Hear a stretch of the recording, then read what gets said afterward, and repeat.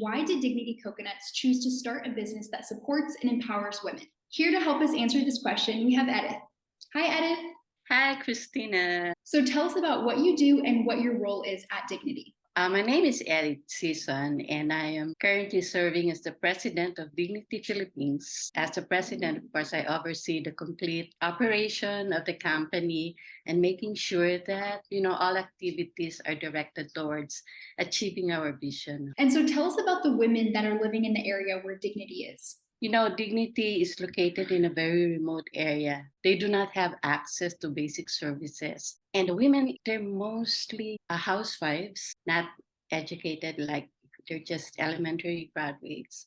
The younger generations are able to graduate like a high school graduate, but, eventually they end up marrying very early. And so most of them, again, are housewives taking care of their children. What are some of the options for these women who are looking for work? There are not a lot of work available in the area, so they end up helping their husbands, which are mostly farmers and fishermen. Because of the economic uncertainties here in the Philippines and very low salaries, most of them applied for work abroad or even just outside the community. We call them the overseas Filipino workers. They end up working as housemaids, cleaning the houses and taking care of children. What are the dangers for some of these women that are seeking work abroad?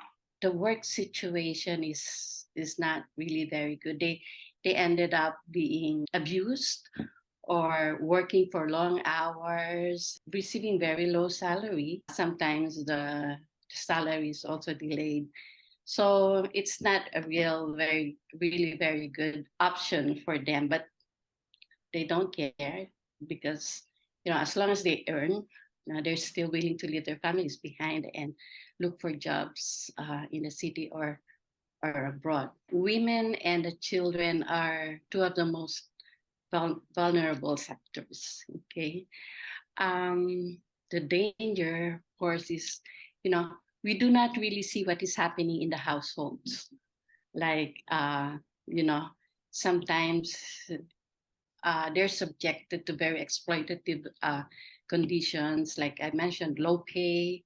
Sometimes it would take months for them to get paid, and some are subjected to physical abuse. They are overworked and undervalued.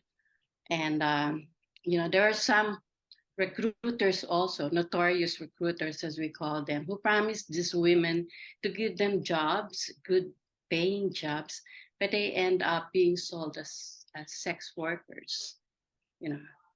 At other times, women looking for jobs in the city or abroad, they were, taken advantage of. They've swindled, scammed, and so most of the time they really wanted to just go back to the province, go back to their families. So that's one of the dangers when women seek employment outside of their community. Yeah. And what are some of the things that these women need to have a better life? I would say they need to be given opportunities for education and self-improvement. They need to learn new skills. They also need health educations like for birth control, caring well for their children, again, self-worth, training like to help them to make the right decisions, right choices, or training on finance and handling, livelihood training, just for them, for self-improvement and self-worth, I would say. Yeah, that's great. And what is Dignity doing to empower these women? One of the values of Dignity is women empowerment and equality. So we make sure that we give equal opportunities for both men and women. And we encourage also women in leadership. First of all, of course, we give them jobs. There's if I have a share some story. There is this one woman whose husband left her. Their husband wants to work abroad. In the end, the husband, found another woman and left the family. So this housewife came to us and really begged us to give her job. And of course, we're there, to really give jobs to the people in the community. And so we accepted her. She was really very thankful that we gave her a job, that she's able to feed her family, her children. And in the end, she realized, that there's something that she can do, and that, even as a housewife or even with low education, there is a work that awaits her, and that would give her a good pay, a good salary. We have a lot of stories like that, housewives who applied for work at Dignity. And then when we hear all those stories telling us or thanking us that we gave them opportunity to work, all those stories gives us some sense of satisfaction, fulfillment, and that uh, putting up the plant in their area is really worth it. Yeah, that's good. And yeah, and aside from giving these women jobs and giving them dignity, we also train the women.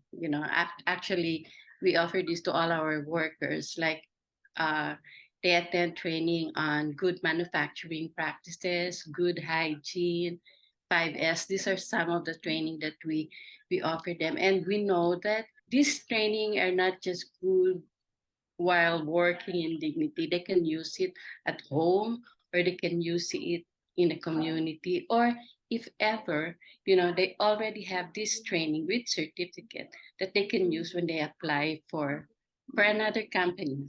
Yeah, aside from all those trainings, we have livelihood training also. We teach them soap making and food preparations, like anything that they can sell.